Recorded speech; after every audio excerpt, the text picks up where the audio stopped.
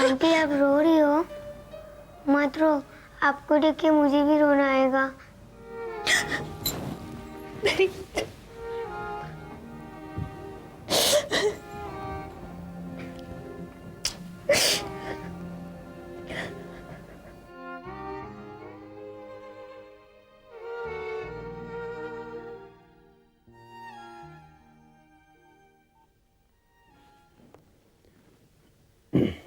Hello.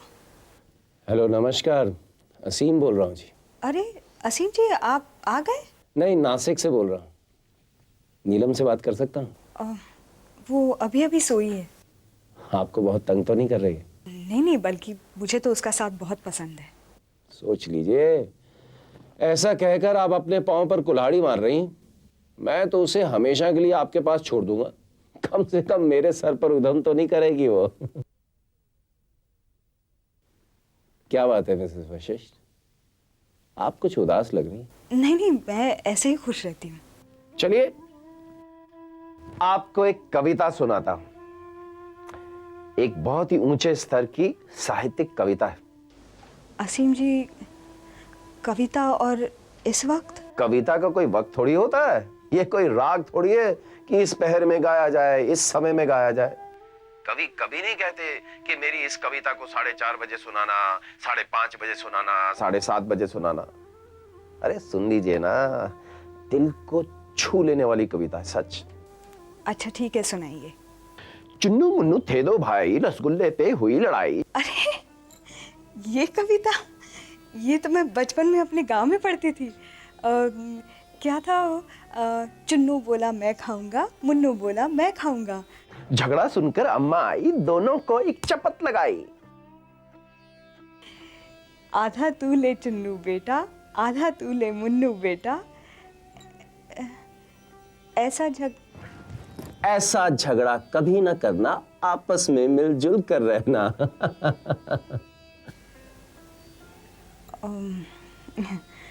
असीम जी, मैं phone रखती हूँ।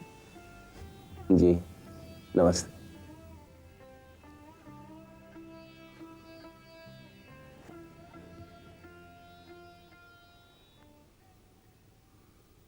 ये 2 दिन कैसे गुजरे हमें पता ही नहीं चला। अगर आप 2 दिन और नासिक रुकते तो मुझे बहुत अच्छा लगता। गीतू भी खुश रहती। क्यों नीलम, तुम हमारे पास रहना चाहोगी ना? पापा, क्या आंटी हमारे साथ हमारे घर में रह सकती है? नो बेटे, बिल्कुल नहीं। क्यों? इसलिए क्योंकि अगर ये आंटी हमारे साथ हमारे घर में रही तो आप मुझे तो बिल्कुल भूल जाएंगी, मुझसे बात ही नहीं करेंगी, सब टाइम आंटी के साथ ही चिपकी रहेंगी। इसलिए नो नो नो। अच्छा चलते, चलिए लेट्स गो। इधर।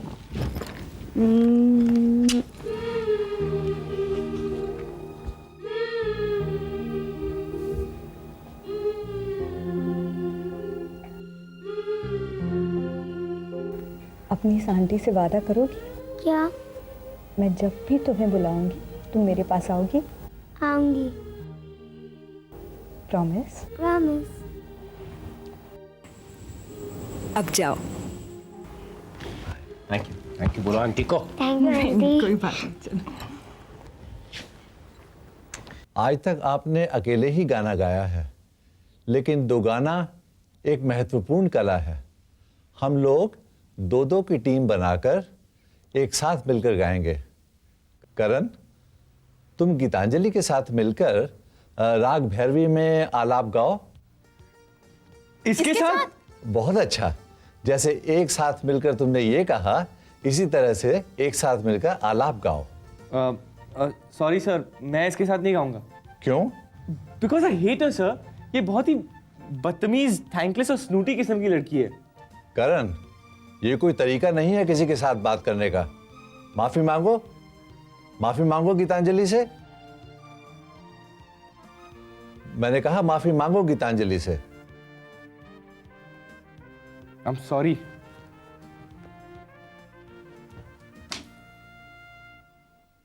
असीम जी सुबह नीलम को लेने आए तब बताया नहीं कि आप आने वाली हैं। आपकी कचौड़ियाँ फिर रह गई। मैंने असीम को जानबूझ के नहीं बताया। दरअसल मैं आप दोनों से मशवरा करना चाहती थी। पंडित जी ने सगाई की तारीख 9 अप्रैल बताई है। अगर आप दोनों को एतराज़ ना हो तो क्या मैं 9 अप्रैल की तैयारी शुरू कर दूं? बिल्कुल बिल्कुल। भला इसमें हमें एतराज़ होने की क्या बात है? मैं जानती थी आप लोगों को कोई आपत्ति नहीं होगी, इसलिए देखिए मैं मिठाई का डब्बा साथ लेके आई हूँ। बधाई हो। आपको भी बधाई। आपको भी। दीदी, कंग्रेचुलेशंस। गेस व्हाट, तुम्हारी एंगेजमेंट की तारीख पक्की होगी 9th of April। आगे बेटे, मैं शोरूम के लिए निकलने ही वाला था, तुम्हारे लिए रुका था। बेटे मुबारक हो। चलो चलो बेटे। जी। अच्छा बेटे, अच्छा। मुबारक हो। आखिर वो दिन पास आ ही गया। मैंने तेरी सगाई के लिए क्या क्या सोच रखा है। मैंने भी।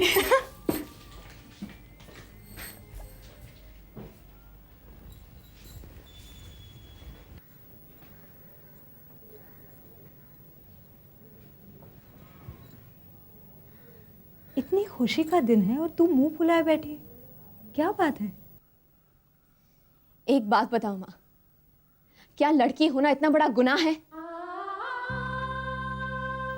उम्र भर बंदिशों में रहना पड़ता है। अरे लेकिन तू इतनी आग बबूला क्यों हो रही है? आखिर हुआ क्या? होना क्या है? बिना कोई वजह मैंने उस लड़की के साथ इतना रूखा बर्ताव किया। क्या दोष था मेरा? मैं सिर्फ उसे बात करना चाहती थी, 2 घड़ी हंसकर बोलना चाहती थी। माँ, असीम जी और मेरे रिश्ते में मुझे इतनी भी आजादी नहीं मिल सकती? उस लड़के ने तुझसे कुछ भला बुरा कहा? कुछ नहीं कहा उसने मुझसे। वो मुझसे बात ही नहीं करना चाहता। वो मुझसे नफरत करने लगा है माँ। करने दे नफरत उसे। वो तेरा क्या लगता है, क्या फर्क पड़ेगा अगर वो तुझसे बात नहीं करेगा तो? देख गीतू, इतनी छोटी छोटी बातों को लेकर परेशान मत हुआ कर। अपने आप को संभाल। भावना, गीतू के साथ बैठ।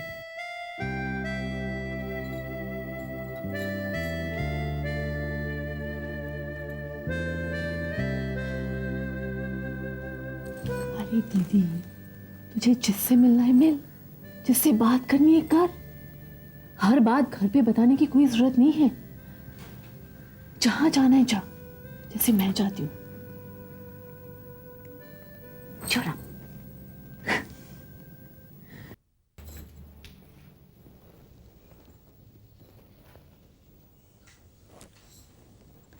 नमस्ते।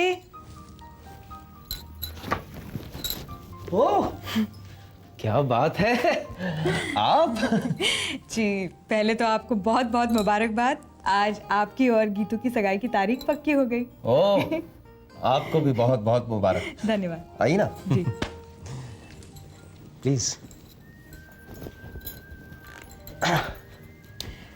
दरअसल आज सुबह आपकी माँ जब हमारे घर आई थी, अब कहाँ है वो? जी वो सब लोग चौधरी स्वीट भंडार गए हैं चाट खाने। ओह, आप नहीं गए? नहीं, मैं ये पढ़ रहा था। मैंने सोचा घर पे अकेला रहूंगा तो कंसंट्रेशन के साथ जल्दी खत्म कर पाऊंगा। आप माँ के बारे में कुछ कह रही थी? जी, वो हमारे घर जब आई थी सुबह तो हमारे घर अपना रुमाल छोड़ आई। और हमारे यहाँ माना जाता है कि छूटा हुआ रुमाल कभी रखना नहीं चाहिए, इससे आपस में लड़ाई हो सकती है। तो फुर्सत मिलते ही मैं लौटाने चली आई। Thank you. तो आप भी इन सब चीज़ों में विश्वास रखती हैं? आप भी मतलब? शिल्पा इन चीज़ों को लेकर बहुत पर्टिकुलर थी। शिल्पा? मेरी पत्नी, मेरी पहली पत्नी। वो भी इन सब चीज़ों को लेकर रुमाल लौटाना, जाते हुए कोई टोक दे, कोई छींक दे, बिल्ली रास्ता काट जाए, बहुत सोचती थी इन सब चीज़ों के बारे में। इतना विश्वास था उन्हें इन सब में कि एक पॉइंट के बाद उसके विश्वास में मुझे विश्वास होने लगा था। पर अफसोस इस सब के बावजूद वो अपनी जान नहीं बचा पाई। क्या हुआ था? एक्सीडेंट। बहुत ही भयानक एक्सीडेंट। आखिरी पल तक अपने हाथों में मेरा हाथ जकड़े हुए थे, मेरी आंखों में अपनी आंखें गड़ाई थी और बार बार बस एक ही बात कही जा रही थी, मेरे जाने के बाद तुम जीना नहीं छोड़ना, तुम जीना नहीं छोड़ना। आपको तो उनकी एक एक बात याद है। बहुत प्यार करते थे उन्हें। हाँ, कम से कम इतना कि इतने सालों बाद भी उनकी यादें मेरे साथ हैं।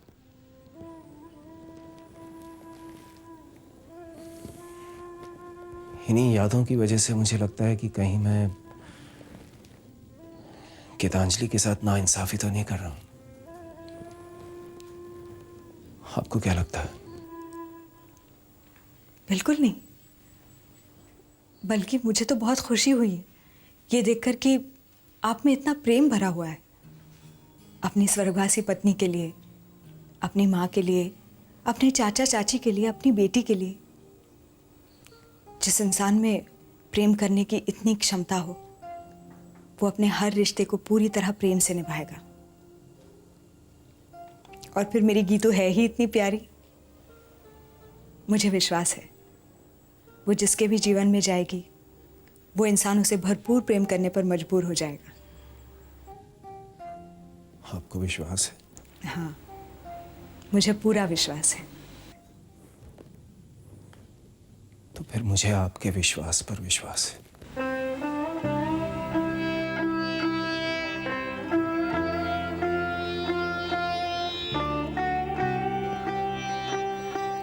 अच्छा, अब मैं चलूं?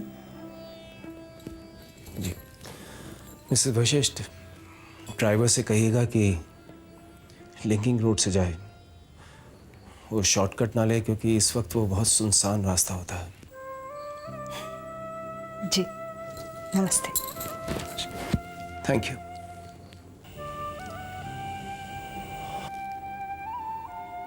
आपसे अपना दर्द बांटकर मैं बहुत हल्का महसूस कर रहा हूं।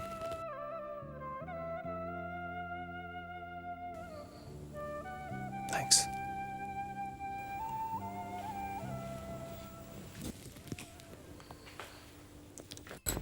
लीजिए।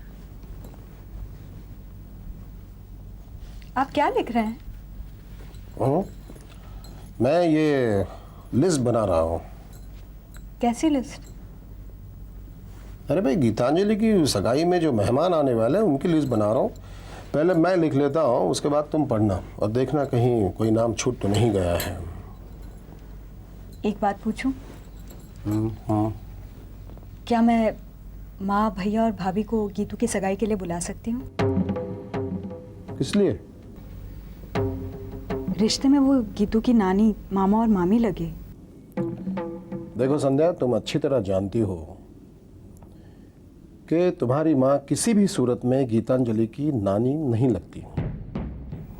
जब तुमने ही गीतांजलि को जन्म नहीं दिया तो तुम्हें जन्म देने वाली उसकी नानी कैसे लगी?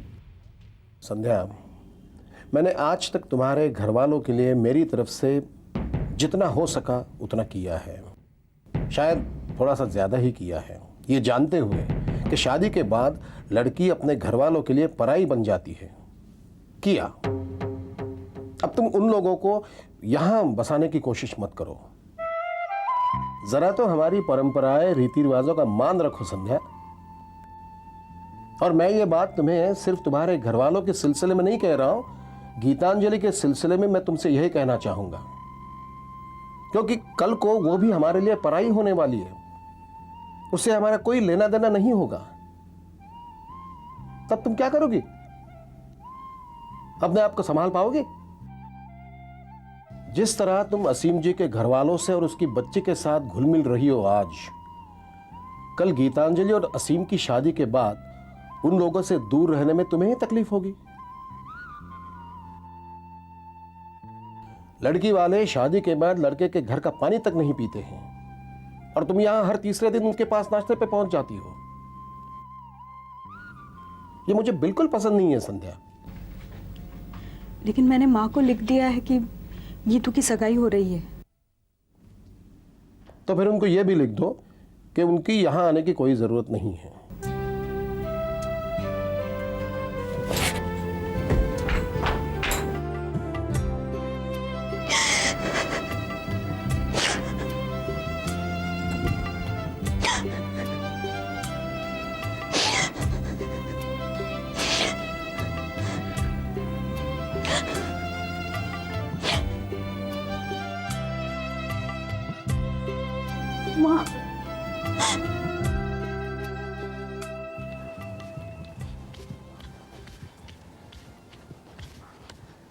माँ, मैं ये शादी नहीं करना चाहती।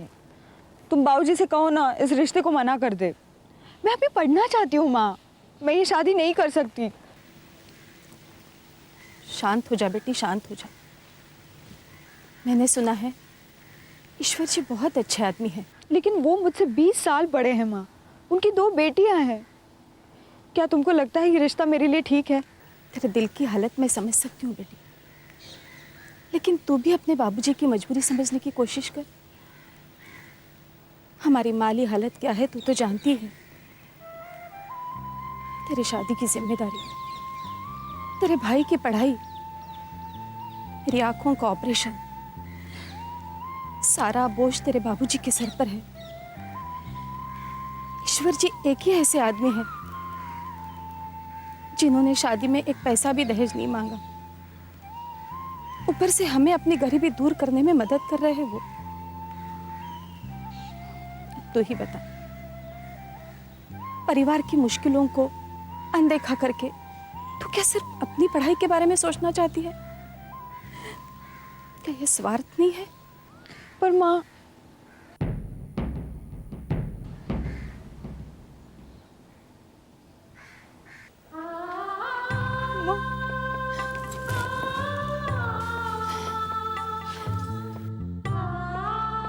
बेटी,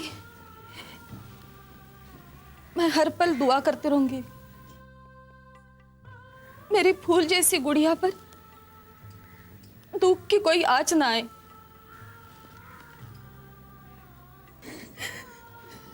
बेटी, खुशियां ढूंढने से मिलती है, तुझे तेरी खुशियां तेरे पति की खुशियों से पानी होगी। यही औरत का धर्म है ना?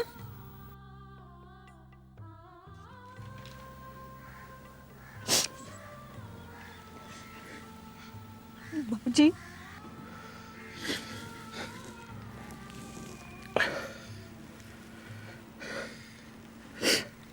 हो सके तो मुझे माफ कर देना बेटी। बाबूजी,